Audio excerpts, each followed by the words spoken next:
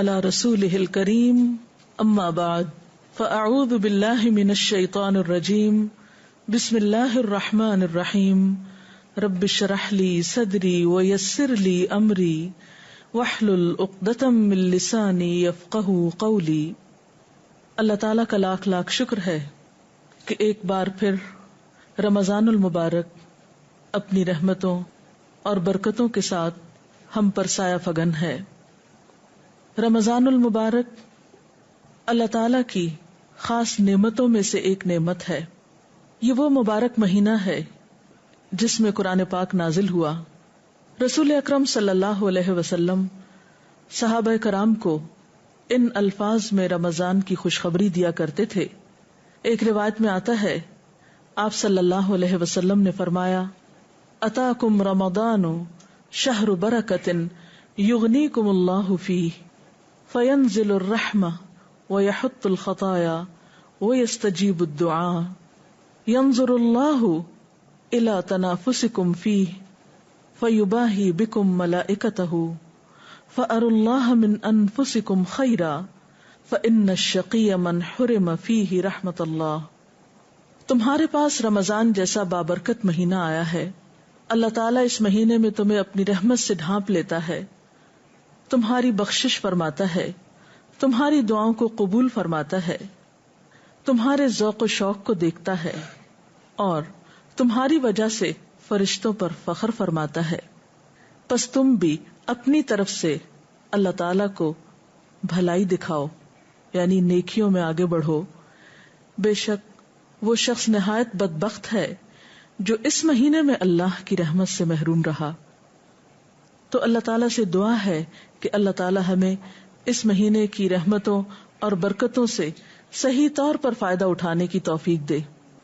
یہ فائدہ ہم اسی وقت اٹھا سکتے ہیں جب ہم ذہنی طور پر، عملی طور پر اس مہینے میں زیادہ سے زیادہ نیکی کے کام کرنے کی تیاری بھی کریں۔ تو ابتدائے رمضان کے موقع پر یہ بات مناسب معلوم ہوتی ہے کہ ہم ایک بار پھر رمضان کی یادوں کو دہرا لیں اور اس بارے میں اللہ اور اس کے رسول صلی اللہ علیہ وسلم کے ارشادات اور فرامین کو اپنے سامنے رکھیں۔ رسول اکرم صلی اللہ علیہ وسلم نے شعبان کے آخری دن ایک مرتبہ خطبہ ارشاد فرماتے ہوئے صحابہ کرام کو رمضان اور اس میں کرنے والے کاموں کے بارے میں کچھ اس انداز سے نصیحتیں فرمائی، یا ایھا الناس قد اظلکم شہر عظیم شہر مبارک شہر فیہ لیلۃ خیر من الف شہر جعل اللہ صیامہ فریضۃ وقیام لیلہ تطوعا من تقرب فیہ بخصلۃ من الخیر کان کمن ادى فریضۃ فیما سواہ ومن ادى فریضۃ فیہ کان کمن ادى 70 فریضۃ فیما سواہ۔ اے لوگو، تم پر ایک بڑے مرتبے والے مہینے نے سایہ کیا ہے، وہ بہت برکت والا مہینہ ہے۔ اس مہینے میں ایک رات ایسی ہے جو 1000 رات سے بہتر ہے۔ اللہ تعالیٰ نے اس کے روزے فرض قرار دیے ہیں اور اس کی راتوں کے قیام کو نفل قرار دیا ہے۔ جو شخص اس مہینے میں کسی نیک عادت کے ساتھ اللہ تعالیٰ کا قرب تلاش کرے تو اللہ تعالیٰ اس شخص کو اس نفل کا ثواب اتنا عطا کرتے ہیں جتنا دوسرے مہینے کے فرض کا ثواب ہوتا ہے۔ اور اگر کوئی شخص اس مہینے میں ایک فریضہ ادا کرتا ہے تو اس کو دوسرے مہینے کے 70 فرائض کے برابر اجر عطا ہوتا ہے۔ آپ صلی اللہ علیہ وسلم نے فرمایا، وَهُوَ شَهْرُ الصَّبْرِ، اور یہ صبر کا مہینہ ہے، وَالصَّبْرُ ثَوَابُهُ الْجَنَّةُ، اور صبر کا بدلہ تو جنت ہے، وَشَهْرُ الْمُوَاسَاةِ، اور ایک دوسرے سے ہمدردی کرنے کا مہینہ ہے، غمخواری کرنے کا مہینہ ہے، کیونکہ انسان روزے کی حالت میں خود بھوک پیاس محسوس کرتا ہے تو اسے ان لوگوں کی بھوک پیاس محسوس ہوتی ہے جو اپنی روزی پوری طرح کما نہیں سکتے، اپنی ضروریات زندگی پوری کرنے سے قاصر ہیں، لہذا انسان کی توجہ خود بخود ان کی طرف جاتی ہے۔ پھر فرمایا وَشَهْرٌ يُزَادُ فِيهِ رِزْقُ الْمُؤْمِنِ، یہ وہ مہینہ ہے جس میں مومن کی روزی بڑھا دی جاتی ہے۔ اس مہینے میں من فطر فیہ صائمن، جس نے کسی روزہ دار کا روزہ کھلوایا، اس کو افطار کرایا، کان لہ مغفرۃ لذنوبہ، تو یہ افطاری اس کے گناہوں کی بخشش کا ذریعہ بنے گی. یعنی روزہ رکھنے کے علاوہ روزہ افطار کرانے کا اتنا ثواب ہے کہ اس سے انسان کے گناہوں کی بخشش ہوگی. وَعِتْقُ رَقَبَتِهِ مِنَ النَّارِ، اور یہ افطاری اس کی گردن کو آگ سے رہا کرانے کا ذریعہ بنے گی. وَكَانَ لَهُ مِثْلُ أَجْرِهِ مِنْ غَيْرِ أَنْ يُنْتَقَصَ مِنْ أَجْرِهِ شَيْءٌ، اور روزہ افطار کرانے والے کو بھی اتنا ہی اجر ملے گا، اتنا ہی ثواب ملے گا جتنا ثواب روزہ رکھنے والے کو ملے گا. یعنی افطار کرانے والے کو روزہ رکھنے والے کے اجر کے برابر اجر ملے گا. نبی صلی اللہ علیہ وسلم جب افطار کرانے کی یہ فضیلت بیان فرما رہے تھے تو اس پر صحابہ کرام نے عرض کیا، قلنا یا رسول اللہ صلی اللہ علیہ وسلم، ہم نے عرض کیا اے اللہ کے رسول صلی اللہ علیہ وسلم، ہم سب لوگ اتنی چیزیں نہیں پاتے کہ دوسروں کا روزہ بھی افطار کرا سکے. یعنی ہمارے پاس تو بس اتنا ہوتا ہے کہ ہم اپنی ضرورت پوری کریں، دوسروں کو کیسے افطار کرائیں. تو اس پر آپ صلی اللہ علیہ وسلم نے فرمایا کہ اللہ تعالیٰ اس شخص کو بھی اتنا ہی ثواب دیتے ہیں جو کسی کا روزہ لسی کے گھونٹ سے یا پانی کے گھونٹ سے افطار کراتا ہے، یا پھر کھجور کے ایک ٹکڑے سے. یعنی ضروری نہیں کہ کسی بہت بڑی دعوت کا ہی اہتمام کیا جائے، معمولی چیز کے ساتھ بھی اگر کوئی شخص کسی دوسرے کا روزہ افطار کراتا ہے تو اس کو بھی اتنا بڑا اجر و ثواب ملتا ہے. پھر اسی طرح آپ نے یہ بھی فرمایا کہ جو شخص کسی روزہ دار کو پیٹ بھر کے کھانا کھلائے تو اسے اللہ تعالیٰ میرے حوض یعنی حوض کوثر سے سیراب کرے گا، جس کے بعد وہ کبھی پیاسا نہ ہوگا یہاں تک کہ جنت میں داخل ہو جائے. پھر آپ نے فرمایا وَهُوَ شَهْرٌ أَوَّلُهُ رَحْمَةٌ، یہ ایک ایسا مہینہ ہے جس کا ابتدائی حصہ رحمت بھرا ہے، وَأَوْسَطُهُ مَغْفِرَةٌ، اور درمیانہ حصہ بخشش والا ہے، وَآخِرُهُ عِتْقٌ مِّنَ النَّارِ، اور آخری حصہ آگ سے رہائی کا حصہ ہے. یعنی اس میں مومن کی گردن آگ سے رہا کر دی جاتی ہے اس کی عبادت، آہوزاری اور اللہ کی طرف توجہ کرنے کی وجہ سے. اور اس کے ساتھ آپ نے یہ تلقین بھی فرمائی کہ جو شخص اس مہینے میں اپنے غلام سے کم کام لے گا، یعنی تھوڑی خدمت لے گا، اللہ تعالیٰ اس کے بدلے اس کو بخش دے گا اور اسے جہنم سے آزاد کرے گا. گویا غمخواری کے اس مہینے میں غمخواری صرف باہر کے لوگوں کے ساتھ ہی نہیں، اپنے گھر کے خادموں اور نوکروں کے ساتھ بھی، کیونکہ سب سے زیادہ انسان کی خیر و بھلائی کے مستحق اس کے قریب کے لوگ ہوتے ہیں. تو گویا رمضان المبارک نیکیوں کا موسم بہار ہے. یہ مہینہ جسے شہر مبارک کہا گیا، مبارک مہینہ، شہر عظیم کہا گیا، عظیم مہینہ، جسے شہر برکہ کہا گیا، برکت والا مہینہ، شہر الصبر، صبر کا مہینہ، شہر المواسات، باہم ہمدردی اور غمخواری کرنے کا مہینہ، رحمت کا مہینہ، بخشش کا مہینہ، آگ سے نجات اور رہائی کا مہینہ. یہ ایک ایسا مہینہ ہے جس سے ہم میں سے کوئی بھی غافل نہیں ہو سکتا، اور غافل ہونا بھی نہیں چاہیے، کیونکہ اللہ تعالیٰ کی رحمتیں عام ہیں. محروم القسمت ہے وہ شخص جو اس مہینے کی خیر و بھلائی سے محروم رہ گیا اور اس نے اس مہینے میں بھی اللہ تعالیٰ کی طرف توجہ نہ کی اور نیکی کے اس موسم بہار سے فائدہ نہ اٹھایا. تو آئیے دیکھتے ہیں کہ اس مہینے سے ہم کس کس طریقے پر فائدہ اٹھا سکتے ہیں. خصوصی طور پر ہمیں کون سے کام ایسے کرنے چاہیے کہ جس سے ہم اس مہینے سے صحیح طور پر فائدہ اٹھا سکیں. اگر دیکھا جائے تو ہمارا دین دو بڑے کاموں کا مجموعہ ہے. ایک طرف ہمیں اپنے رب کے حقوق ادا کرنا ہے جس نے ہمیں پیدا کیا، جس نے ہمیں زندگی جیسی نعمت دی اور بے شمار دیگر نعمتیں عطا کی، ہم اس کے احسان مند ہوں، اس کے حقوق ادا کریں. اور دوسری طرف ان انسانوں کے حقوق کی ادائیگی ہمارے دین کا ایک لازمی حصہ ہے جن انسانوں کے ساتھ ہم اس زمین پر رہتے ہیں، جن کے ساتھ ہمارا دن رات رابطہ اور واسطہ ہوتا ہے، تعلق ہوتا ہے. اور ایک انسان کی زندگی اسی وقت پرسکون اور خوبصورت زندگی بن سکتی ہے، اور دوسری طرف اس زمین پر بسنے والے انسانوں کے ساتھ اچھا سلوک کرے، احسان کے ساتھ پیش آئے۔ جو انسان ان دونوں چیزوں کی طرف توجہ دیتا ہے وہی انسان دراصل ایک اعتدال کی زندگی بسر کرتا ہے، جس کے نتیجے میں انسان اس دنیا میں بھی سکون پاتا ہے اور دوسری زندگی یعنی آخرت کی زندگی بھی اس کی خوشگوار ہو سکتی ہے۔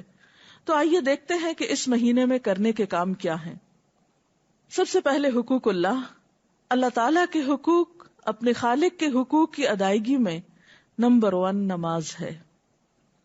نماز دین کا ستون ہے، ایک مومن اور کافر کے درمیان فرق ہے۔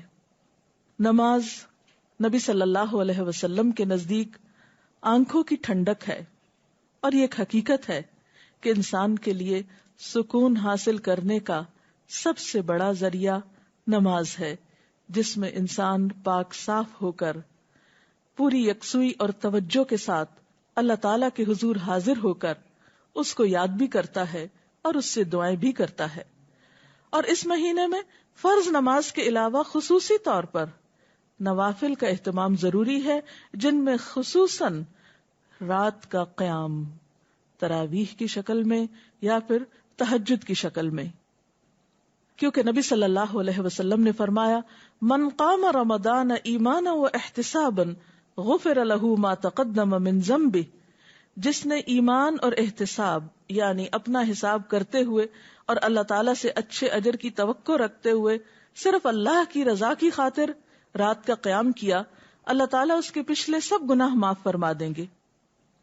تو اس لیے دن کو روزہ اور رات کو تراویح کی نماز، نفل نماز، اس کا خاص اہتمام کرنا بے حد ضروری ہے۔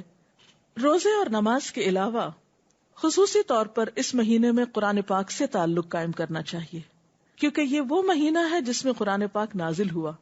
شہر رمضان الذی انزل فیہ القرآن، رمضان وہ مہینہ ہے جس میں قرآن پاک اتارا گیا ہے، لہذا قرآن پاک سے مختلف طریقے پر آپ تعلق قائم کر سکتے ہیں، مثلا تلاوت کے ذریعے، رات کو تراویح میں سن کر، یعنی آپ ایسی جگہ پر تراویح پڑھیں جہاں کوئی اچھا قاری خوبصورت انداز میں قرات کرتا ہو، یعنی خود تلاوت کے علاوہ قرآن کا سننا بھی ایک عبادت ہے، اور خصوصاً نماز کے اندر اس کا پڑھنا اور سننا عام قرات سے زیادہ اجر و ثواب کا باعث ہے، کیونکہ قیامت کے دن قرآن پاک انسان کے حق میں سفارش کرے گا اور کہے گا کہ یا اللہ اس نے مجھے قیام کی حالت میں پڑھا۔ پھر اسی طرح قرآن پاک چونکہ ہدایت کی کتاب ہے، اس لیے تلاوت اجر کی خاطر اور ثواب کی خاطر کرنے کے علاوہ، برکت کی خاطر کرنے کے علاوہ اس کا سمجھنا بہت ضروری ہے۔ اللہ سبحانہ وتعالیٰ فرماتے ہیں کتاب انزلناہ مبارک لیدبروا آیاتہ، یہ ایک کتاب ہے جسے ہم نے اتارا ہے تاکہ لوگ اس کی آیات میں غور و فکر کریں، وَلِيَتَذَكَّرَ أُولُو الْأَلْبَابِ، اور تاکہ عقل مند لوگ اس سے سبق حاصل کریں، نصیحت پکڑیں۔ ذَلِكَ الْكِتَابُ لَا رَيْبَ فِيهِ هُدًى لِّلْمُتَّقِينَ، یہ کتاب جس میں کوئی شک نہیں، متقی لوگوں کی ہدایت کے لیے آئی ہے، یہ ایک گائیڈ بک ہے۔ لہٰذا اس مہینے میں ہمیں قرآن پاک کو سمجھ کر پڑھنے کی بھی کوشش کرنی چاہیے، کیونکہ عبادت کا مہینہ ہے اور علم کا سیکھنا سکھانا بہترین عبادت ہے، کیونکہ ایک عالم کو عابد پر فضیلت حاصل ہے۔ تو روزے کی حالت میں جہاں آپ عبادات کی طرف توجہ دیتے ہیں، وہاں افضل ترین عبادت قرآن کے سیکھنے اور سکھانے کی طرف بھی توجہ کیجیے۔ نبی صلی اللہ علیہ وسلم نے فرمایا خیرکم من تعلم القرآن وعلمہ، تم میں بہترین ہیں وہ لوگ جو قرآن سیکھیں اور سکھائیں۔ لہٰذا جو لوگ قرآن جانتے ہیں، یعنی اس کا ترجمہ جانتے ہیں، اس کا مفہوم جانتے ہیں، وہ ایسی مجلسیں قائم کریں کہ جس میں دوسرے لوگوں تک قرآن کا پیغام پہنچا سکیں، اور اسی طرح جو لوگ نہیں جانتے وہ خاص طور پر ایسے علماء اور ایسے لوگوں کے حلقوں میں حاضر ہوں اور وہاں قرآن سیکھیں، تاکہ ان کی زندگی میں بھی قرآن کی خیر و برکت نظر آئے، کیونکہ اللہ تعالیٰ اس کتاب کے ذریعے کچھ قوموں کو بلندی عطا کرتے ہیں اور کچھ قوموں کو ذلیل و رسوا کر دیتے ہیں۔ تو قرآن جیسی نعمت کے ہوتے ہوئے اگر کوئی شخص اس رحمت اور برکت سے فائدہ نہیں اٹھاتا تو وہ خود اپنا نقصان کرتا ہے۔ اور رمضان المبارک قرآن کی طرف رجوع کرنے کے لیے ایک بہترین مہینہ ہے۔ قرآن پاک کے ساتھ تعلق کے علاوہ خصوصی طور پر دعاؤں کا اہتمام کرنا چاہیے.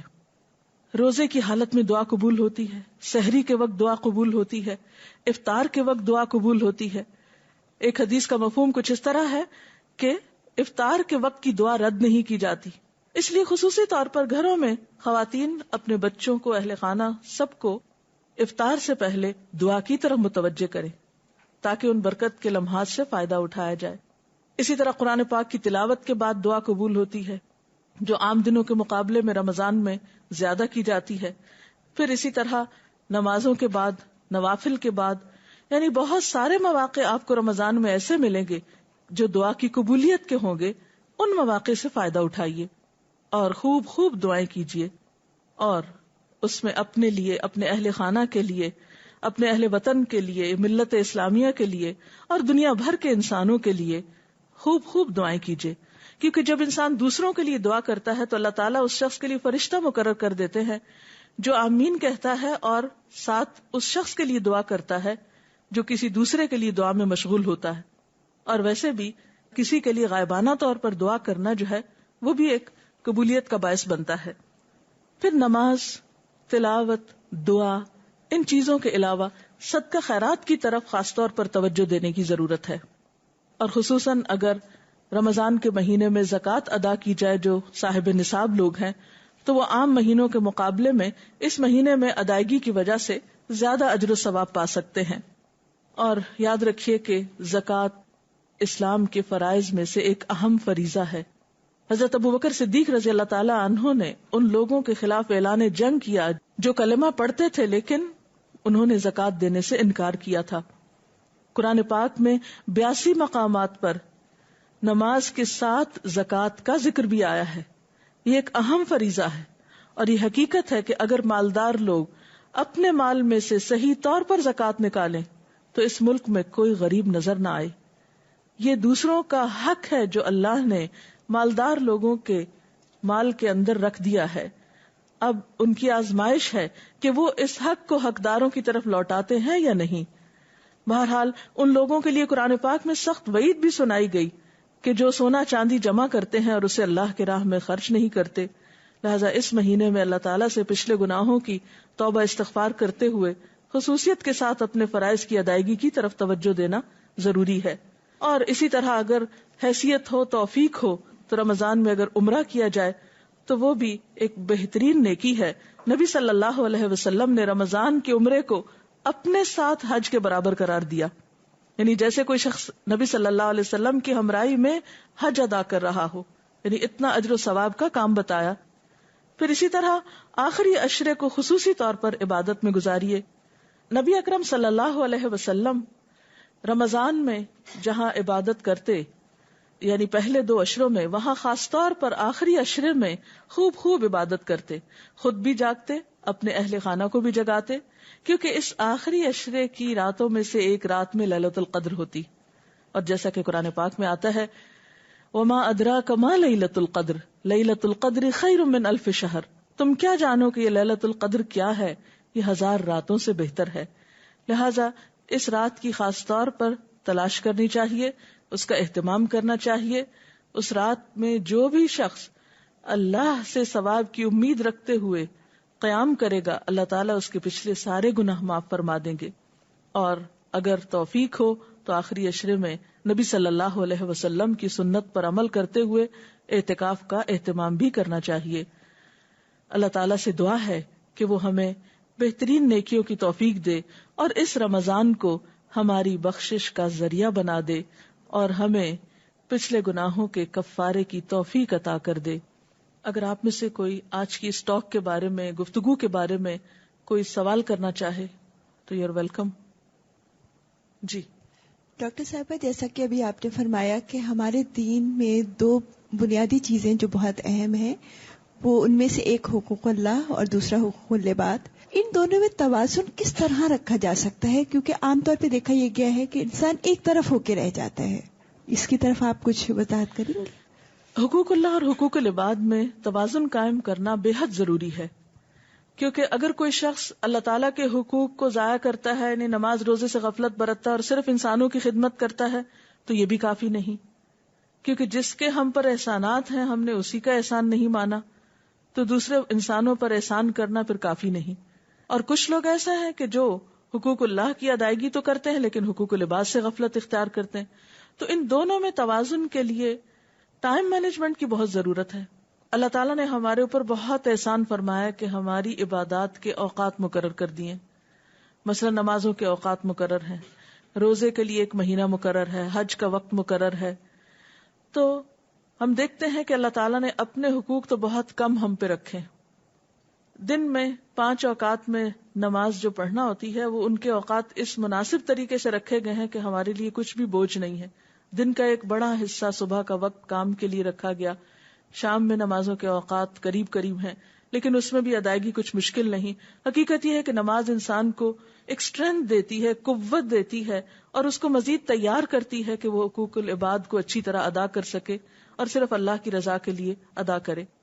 اور حقوق اللہ کی ادائیگی کے بعد انسان اپنے ذہن میں حقوق العباد کی فہرست رکھے، اس میں ان تمام افراد کی طرف توجہ رکھے جو اس کے دائرہ کار میں آتے ہیں اور ان کے لیے بھی اوقات مقرر کرے. نبی صلی اللہ علیہ وسلم کی ایک اور حدیث سے ہمیں پتہ چلتا ہے کہ آپ صلی اللہ علیہ وسلم نے ہمیں اس بات کی تعلیم دی ہے کہ ہر انسان کے پاس کچھ گھڑیاں ایسی ہوں جن میں وہ اپنے رب سے بات کرے، کچھ گھڑیاں ایسی ہوں جن میں وہ انسانوں کے حقوق ادا کرے، کچھ گھڑیاں ایسی ہوں کہ جس میں وہ سیکھنے سکھانے کا کام کرے. تو بہرحال ہمیں ان دونوں طرف ایکولی توجہ دینا ہوگی اور ان کے اوقات کی پابندی کرنا ہوگی. ہر شخص اپنی سہولت کے مطابق ایک ٹائم ٹیبل بنا سکتا ہے. ڈاکٹر صاحب، روزے کے 2 چیزیں بہت اہم ہیں، سحری کھانا اور افطار کرنا. ہم یہ دیکھتے ہیں کہ عموماً ہمارا ٹرینڈ جو ہے افطار کی طرف زیادہ جاتا ہے، اس کے اہتمام میں. کچھ سحری کی فضیلت کے بارے میں آپ ہمیں بتائیں گے؟ جی، یہ آپ نے درست فرمایا کہ عموماً ہمارے ہاں افطار کا تو بہت اہتمام کیا جاتا ہے لیکن سحری کی طرف زیادہ توجہ نہیں دی جاتی. آپ نے فرمایا سحری کیا کرو کیونکہ سحری کرنا بابرکت ہے، سحور میں برکت ہے. اور پھر ویسے بھی دیکھیے کہ سحری کے وقت دعائیں قبول ہوتی ہیں. اہل ایمان کی خصوصی صفت بتائی گئی، وَبِالْأَسْحَارِ هُمْ يَسْتَغْفِرُونَ. اس وقت انسان اگر سحری کی تیاری کے لیے اٹھتا ہے اور ساتھ ساتھ ذکر کرتا ہے، مثلاً آپ کھانا لگا رہے ہیں، آپ برتن اٹھا رہے ہیں، آپ تیاری کر رہے ہیں کسی بھی طرح، ساتھ ساتھ اللہ تعالیٰ کا ذکر بھی کر سکتے ہیں اور خصوصاً استغفار کر سکتے ہیں، تو وہ موقع اور وقت جو ہے وہ بہت بابرکت ہوتا ہے. اور سحری کے ساتھ جو روزہ رکھا جاتا ہے وہ کہیں زیادہ بہتر ہے بنسبت اس روزے کے جو بغیر سحری کے رکھا جائے.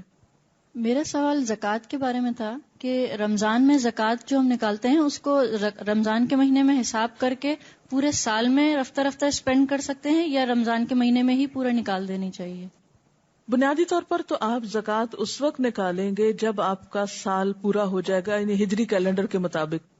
مثلاً اگر آپ نے محرم میں کچھ سونا خریدا جو کہ نصاب کی حد کو پہنچتا تھا تو اس صورت میں آپ کی زکوٰۃ اگلے سال محرم کی اس تاریخ کو ڈیو ہو جائے گی، یعنی آپ کو ادا کرنا ہوگی. اب ضروری نہیں کہ آپ رمضان تک 8-9 مہینے انتظار کریں اور زکوٰۃ روک کے بیٹھے رہیں اور پھر آپ رمضان میں بھی پوری نہیں ادا کریں اور پھر سال بھر تھوڑی تھوڑی ادا کریں، تو یہ بات درست نہ ہوگی. اس سلسلے میں حکم یہ ہے کہ جب سال پورا ہو تو آپ زکوٰۃ نکال دیں، کیونکہ زکوٰۃ کا مال اگر آپ کے مال میں شامل ہوا تو آپ کے مال کو بھی نقصان پہنچا سکتا ہے. زکوٰۃ کی ادائیگی دراصل مال کی صفائی اور تطہیر کا ذریعہ ہے.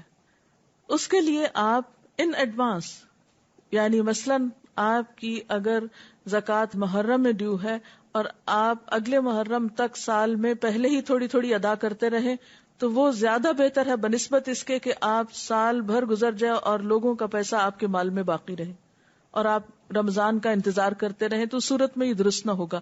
ہاں یہ ہے کہ آپ رمضان میں ان ایڈوانس زکوٰۃ دے دیں اور محرم میں جب آپ کی ڈیو ہو تو اس وقت تک آپ اپنے فریضے سے فارغ ہو چکے ہوں، تو ایسا کیا جا سکتا ہے. وآخر دعوانا ان الحمد للہ رب العالمین. سبحانک اللہم وبحمدک نشہد ان لا الہ الا انت نستغفرک ونتوب الیک.